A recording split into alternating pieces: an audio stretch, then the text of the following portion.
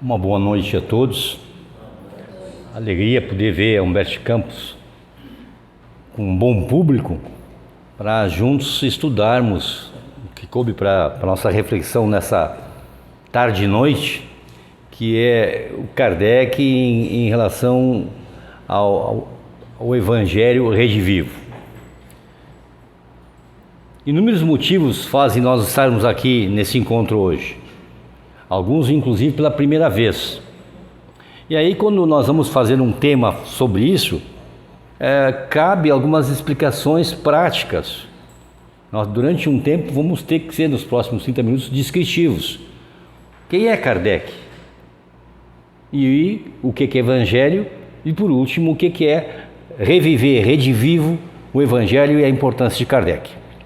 Então, vamos começar entendendo a figura do cidadão francês que vem a nascer em 1804, Hippolyte Léon Denis Rivel. Quem ele era? Como é que ele chegou para ele o estudo da fenomenologia e por que ele foi usar o nome então de Allan Kardec? Em 1830, a Doutrina Espírita vai ser o primeiro livro dela de 1857. Kardec como Kardec vai estudar a partir de 1854.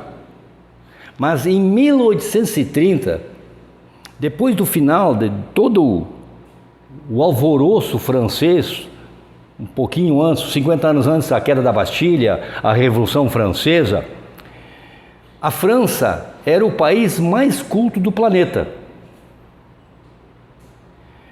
Foi na França que aconteceram os maiores movimentos democráticos de uma mudança de um reinado para outro tipo de ligação entre o cidadão e quem comandava politicamente o Estado. E em 1830, 24 anos antes de surgir a doutrina espírita, era estudo obrigatório nos colégios, que hoje nós chamamos ensino médio, era obrigatório o estudo do espiritualismo. E o espiritualismo era um estudo das questões inegáveis da sobrevivência da alma. Então era natural se estudar sobre a sobrevivência da alma no século XIX, naquela época, a partir da França.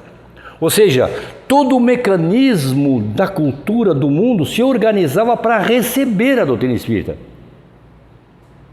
A base estava sendo colocada, inúmeros pensadores conversavam a respeito do que viria a ser a alma, como é que aconteceria o pós-morte, e se estudava isso, tem que ficar bem claro hoje, dentro do ensino médio. De 1830 a 1868 se estudou esse ensino médio. Depois, com a mudança pedagógica da época, tirou-se esse estudo. Bom, é aí que vai... Em 1830 ele tinha 26 anos. Ele vai casar em 1832 com a Madame Baudet. Então, quem era esse cidadão Hippolyte Léon Denis Rivel? Ele era um político? Ele era um psicólogo? O que ele fazia na vida dele? Então vamos lá, eu anotei algumas coisas para não me esquecer aqui, deixar bem claro. Primeiro, ele vai, a partir dos 14 anos de idade, ele vai estudar em Yverdon, na Suíça, bem próximo ali, com Pestalozzi. Pestalozzi foi o maior pedagogo do final do século passado. Na Argentina, até bem pouco tempo, o estudo era pestalozziano. Eu sou tão velho que eu estudei Pestalozzi, pelo método Pestalozzi no tempo do ginásio. Um método de educação. E ele começou a estudar com Pestalozzi como adolescente de 14 anos, fundamentado. Nessa escola, a pedagogia escolar era outra. As portas eram abertas, não existia controle de registro de crianças entrando ou saindo, era voluntário. E se estudava todos os dias, de segundo a sábado, coisa pouca, 14 horas. Foi nessa vanguarda que ele, ficando tão conhecido do Pestalozzi, a partir dos 15 anos ele começou a auxiliar na educação da escola. Ele estudar. Quando ele torna-se adulto, eu coloquei aqui duas frases que ele colocou ainda como Kardec e como adolescente. Ele diz assim: as relações entre mestres e aluno, sobretudo no que concerne a disciplina, devem ser fundadas no amor. Então, a relação entre ele, o professor, e o aluno, ele que era um garotão, teria que ser fundamentada no respeito, no amor da disciplina. Ele entendendo bem claro que a disciplina é um ato da pessoa se autoformatar, se adequando às leis da vida. Depois, quando ele sai, ele diz assim: a época de ensinar não é de julgar e não é de criticar. Quem ensina não critica e não julga, porque quem ensina parte do princípio que aquilo que ele está ensinando, o seu aluno naquele momento não sabe. Então ele precisa de tolerância, a compreensão, a disciplina no estudo e nunca o julgamento. Hoje, se nós pegarmos o movimento mais complexo, pedagógico do mundo, a base é essa ainda. Principalmente do lado nosso aqui na América do Norte e também em parte da América do Sul. O movimento pedagógico segue essa linha. Bom, qual foi a consequência então dele estudar essa história, o Hipólito? Foi que ele se tornou progressista e livre pensador. Livre pensador é aquele que erra pela própria cabeça, aprende a pensar. Porque o ser humano, nós seres humanos, aonde quer que nós estejamos no mundo, existe um bombardeio de informações, de colocações, de fatos, que somos nós que temos que filtrar, verificando onde é que está a verdade, onde é que está o engodo, onde é que está a mentira, para a gente aplicar em nossas vidas. Eu não estou afirmando aqui que eu não sou piloto de avião, não tenho esse curso. Eu pergunto para meus amigos, quem é que entraria no Finger ali no Salgado Filho, me vendo vestido de piloto da TAM? Nelson, que legal, quietinho que eu prendi o piloto no banheiro que eu quero pilotar esse avião. Quem dos meus amigos aqui ficaria nesse avião? Quem ficar nesse avião não está muito bem da cabeça. No entanto, se fala muito daquilo que não se sabe no mundo. E esta é a função de Kardec, já como Kardec. Ele como livre pensador. Então, escola sem castigos, a relação dele toda era: as escolas não têm que ter castigo e não tem que ter recompensa. É um privilégio estudar. Então, não vou castigar e também não tenho por que recompensar, porque é um privilégio estudar. Um livro belíssimo, espírita, do Emmanuel Americano, não é um livro muito que ocorre aqui no nosso país, no Brasil, é um outro Emmanuel, da mesma turma, falando de um outro jeito. Ele diz o seguinte, que o suicídio do espírito seria não buscar aprender. Olha que coisa linda. O suicídio nosso enquanto espíritos é desistir de aprender. Que o último suspiro do humano na terra, nosso, seja um suspiro onde nós vamos aprender alguma coisa que nós não sabemos. Porque nós, como espíritos imortais, sempre vamos aplicar em nossa vida, né? Bom, em 1854, o então Hipólito Leon Denisard, ele que estudava magnetismo há 31 anos, que nós chamamos hoje de eletromagnetismo, ele foi convidado pelo Sr. Petier a ir em uma casa para verificar uma fenomenologia, porque as mesas giravam, batiam e conversavam. E ele disse: uma mesa se movimentar, eu entendo, o magnetismo faz isso, mas ela dá respostas inteligentes, isso é impossível. Eu quero ver. Porque era um acontecimento muito comum a partir de 1848, começou nos Estados Unidos, a alta sociedade, após o jantar, com vinhos, bebida, se reunir-se em torno de uma mesa, dar-se as mãos e perguntar se existia alguém ali. E de vez em quando acontecia a fenomenologia. Ele chega e ele faz 3 coisas. Ele observa, ele compara e ele analisa. 1854. E ele faz uma pergunta interessante. Eu posso fazer uma pergunta para esse espírito?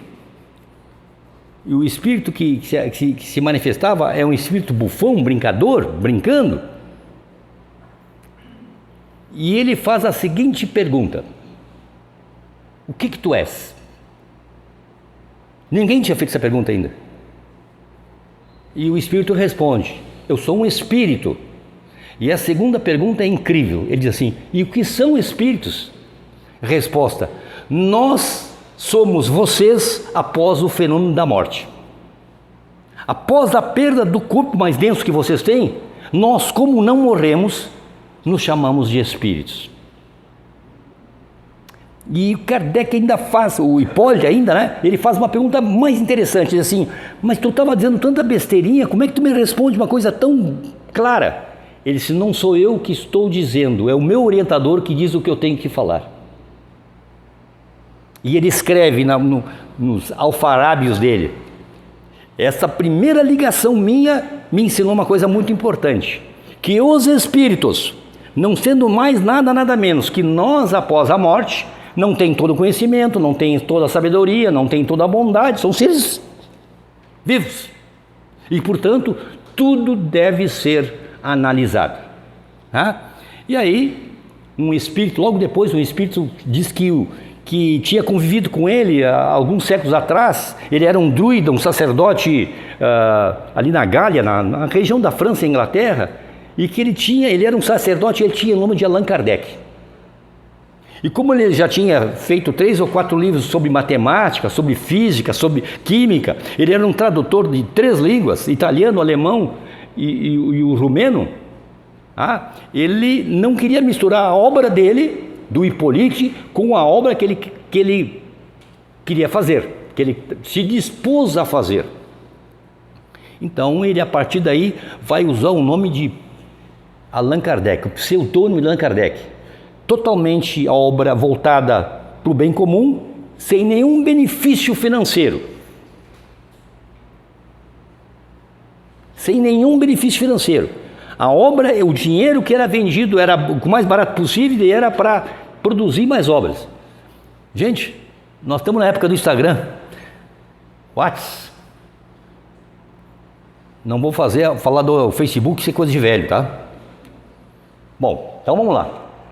Kardec, quando desencarnou, tinha 8 milhões de seguidores. Imaginou ele encarnado agora com o Twitter? Eu fico pensando como é que seria Sócrates hoje usando o WhatsApp. Será que ele ia botar curtir, coraçãozinho? Será que seria isso que ele ia falar conosco? Porque às vezes as pessoas não entendem que a grandiosidade desses homens está exatamente na capacidade que eles têm de educar, sempre.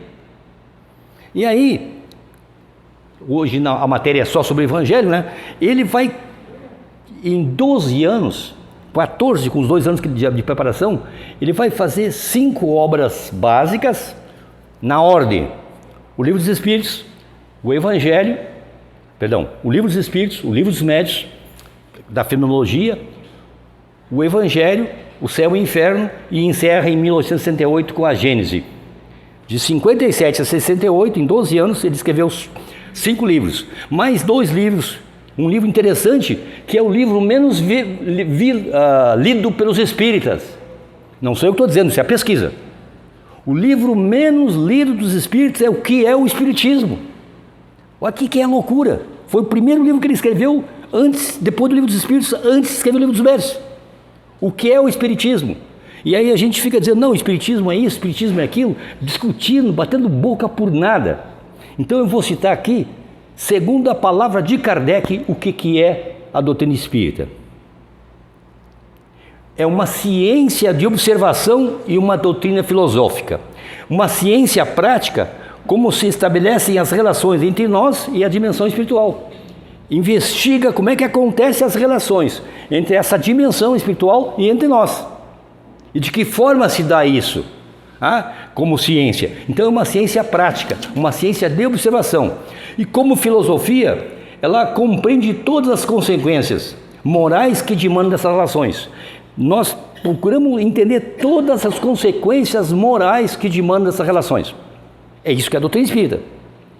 Uma doutrina científica com aplicações filosóficas e uma prática única moral. É isso que é a doutrina espírita. Não segundo o Nelson, segundo Hipólito, segundo o Allan Kardec. Bom, dando continuidade. Nós estamos num mundo tão primitivo, nosso planeta, que nós nem conseguimos ainda viajar fora do nosso planeta. Nós saímos uma vez fora do planeta em julho de 1969.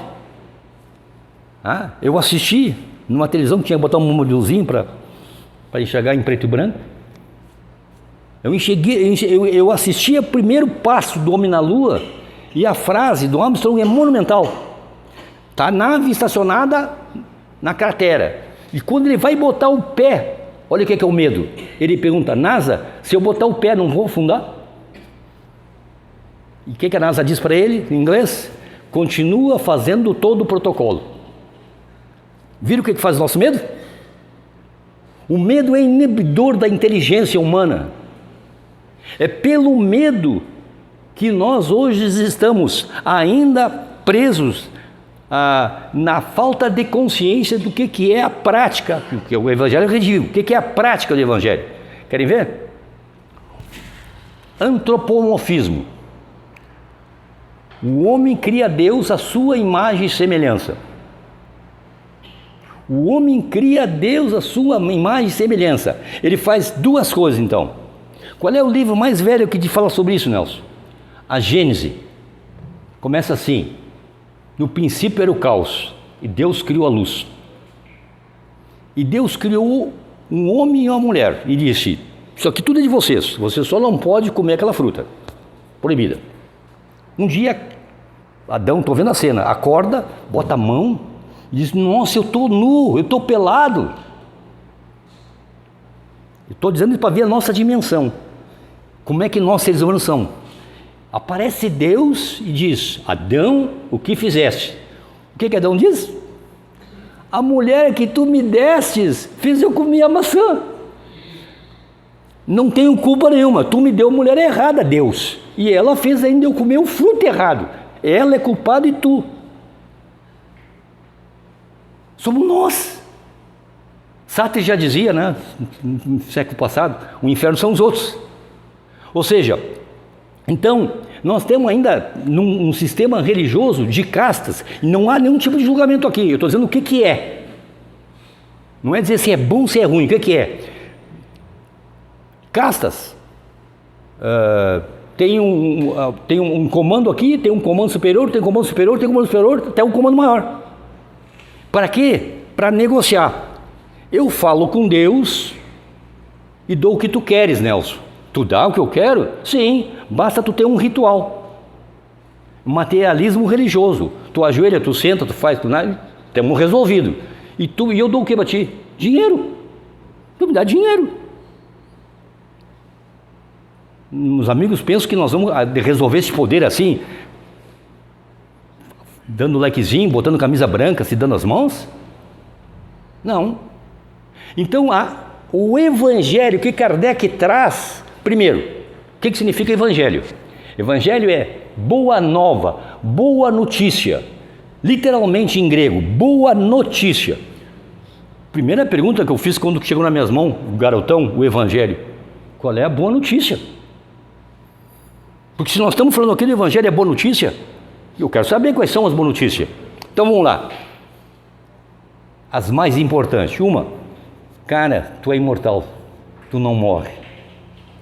A boa notícia.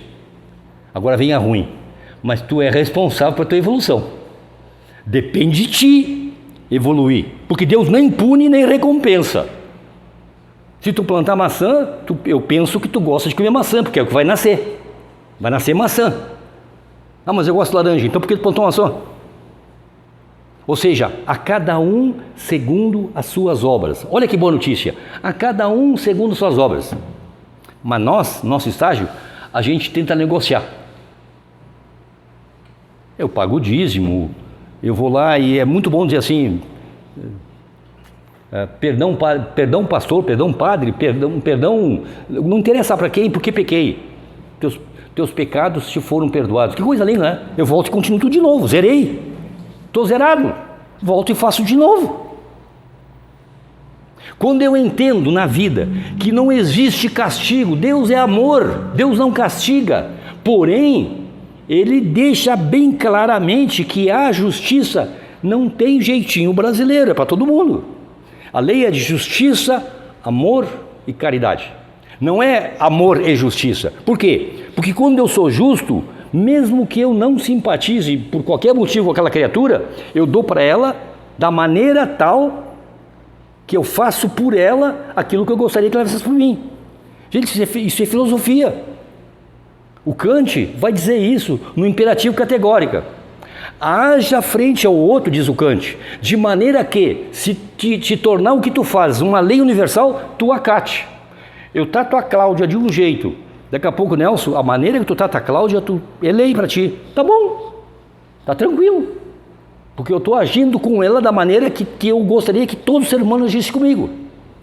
Então o Evangelho é redivivo, porque nós temos que aplicar.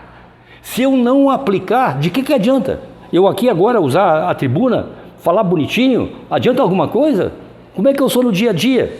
Como é que eu sou com a minha família? Como é que eu sou na minha profissão? Como é que eu sou no meu trabalho? Qual é a minha dignidade? Eu sou santo? Se eu fosse santo, eu não estava na terra. Mas nós temos o dever de cada dia nos acordar melhores do que nós fomos ontem. Que é isso, é a beleza do dia. Qual é a primeira coisa que a gente acorda, que a gente enxerga? Não vale dizer que foi a primeira coisa que enxerga é o guarda-roupa. Não. Tu não percebe mais o guarda-roupa, porque a memória, ela é econômica. Aquilo que já está na memória, a gente não precisa olhar mais. O guarda-roupa já está ali. A gente percebe o quê? A luminosidade ou a escuridão. É uma escolha nossa. É uma escolha de cada um.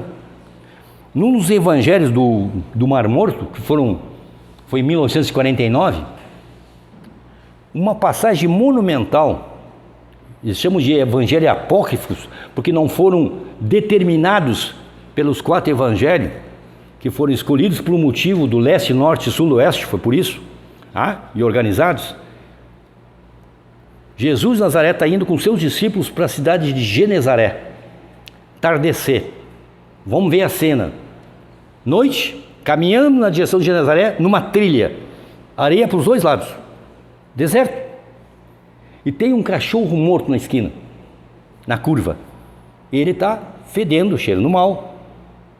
Todo mundo passa e diz, que cheiro ruim, que coisa ruim.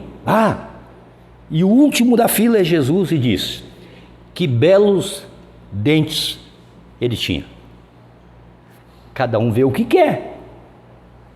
Cada um vê o que quer. Quando nós conseguirmos fazermos isso nessas vidas, na aplicação de redivir a boa nova, a boa notícia, pai, eu sou imortal, eu sou o dono do meu nariz.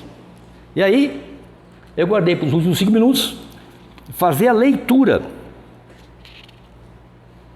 de um conselho feito pelo senhor Rose, na Sociedade Espírita Parisiense, em 1859, para deixar bem claro quem era o senhor Rose na época, e para deixar em claro o que é a doutrina espírita.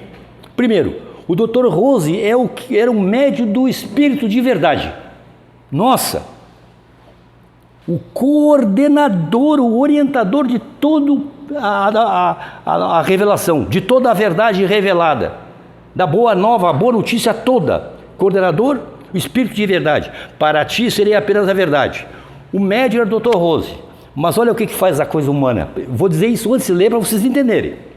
O Dr. Rose, depois de 4 anos, ele brigou com o Kardec, porque o Kardec não botava o nome dele nas orientações. Ele queria, bota Dr. Rose aí. Não, o importante não é o nome da pessoa, é o conteúdo.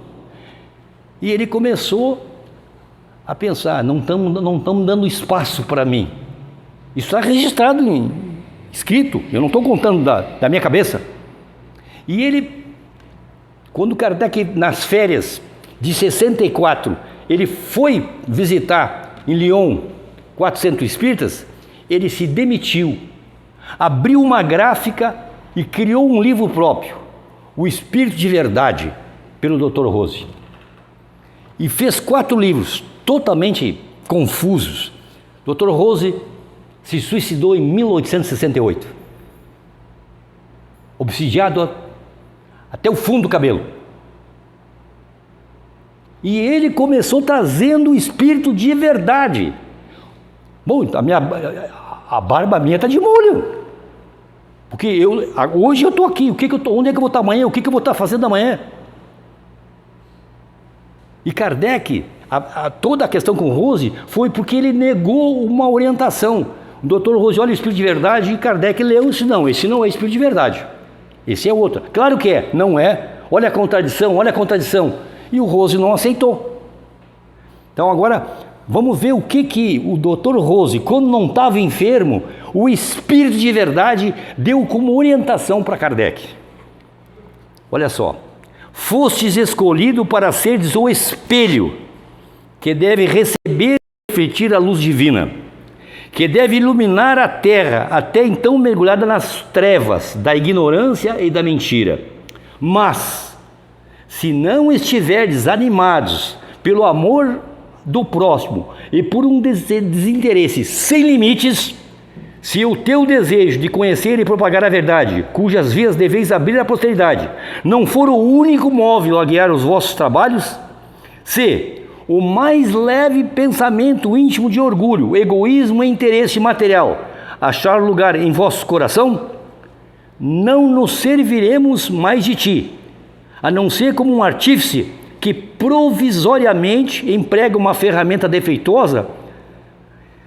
Viremos a vós até que tenhamos encontrado ou provocado um centro mais rico, a falange de espíritos que Deus enviou para revelar a verdade aos homens de boa vontade.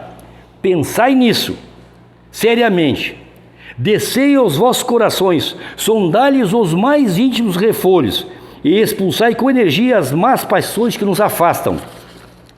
A não ser assim, retirai-vos antes de comprometer os trabalhos de vossos irmãos pela vossa presença ou pela presença dos espíritos que te acompanham e que afastariam os bons espíritos. Nossa, eu acho que Kardec foi uma semana sem dormir. Olha a beleza de uma conversa direta, sem nhenhenhê.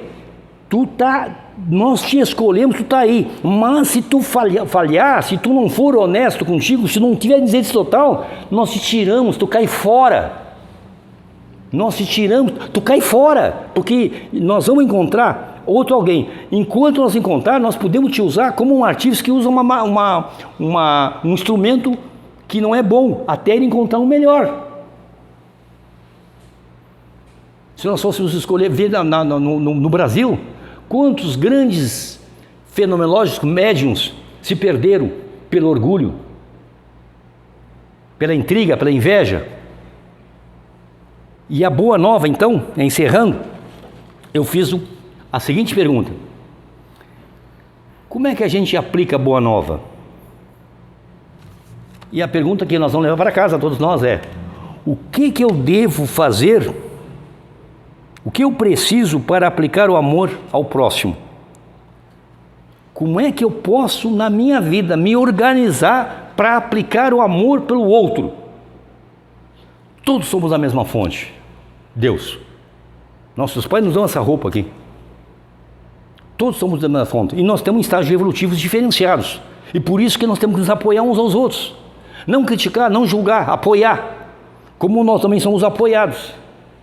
Então, a boa nova, gente, é que a cada um, que segundo as suas obras, é uma inexorável lei. Ninguém vai crescer na vida sem passar pela experiência da tribulação. Ninguém vai crescer na vida sem desenvolver no antagônico a paciência, a mansuetude, a paz. Cabe a nós, então, ajeitarmos a nossa vida e aplicar a boa nova em nós. Aqui na Casa Espírita, isso é uma casa de estudo. Qual é o objetivo? A gente estudar para conhecer a doutrina espírita, para pilotar o nosso avião melhor para fazer isso. Não é aqui que a gente aplica. Ninguém tem que saber como é que a gente aplica, porque está na nossa própria consciência. Muita paz para todos nós. Obrigado pela atenção.